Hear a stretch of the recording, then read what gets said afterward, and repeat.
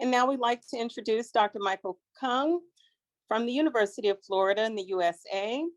And he will discuss his publication, Critical Perspectives on Equity and Social Mobility in Study Abroad. Please keep your remarks for 2 minutes. Thank you. Right, thank you. So greetings, everyone. It's a pleasure to be here today and to meet and hear from such experts in our field. So one of my recent studies was on Chinese doctoral students in the US and UK and what they feel is necessary to find a job. So I worked on this with Dr. Zhao, who is also here today, and she'll be speaking later on another of our projects.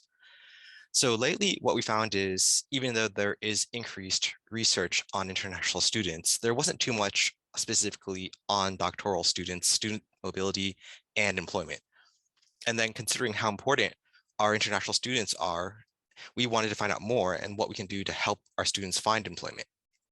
So students typically, they pursue their degree for a variety of reasons, but ultimately the students, what they want to do is to find a good job. So specifically, we investigated how international Chinese students view the differences between employers in Western countries and China, what they needed to prepare to join the labor force, what factors influence a Chinese student's career after graduation, and then finally, how they view career services and support at their university. So after analyzing some focus group data, we found several themes.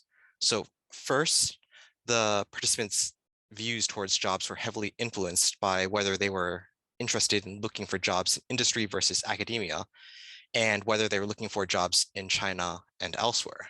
So additionally, the value of the PhD was often brought up, and then the participants said that, for instance, the PhD is much more valued in the US and Western cultures, and not so much as in China because it's so popular and common in China.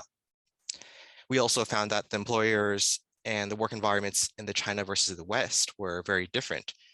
So for instance, what they said was the PhD was much more important in Western countries, and the employers there, what they tended to do was to focus on skills that fit and the potential value that candidates could bring to the organization.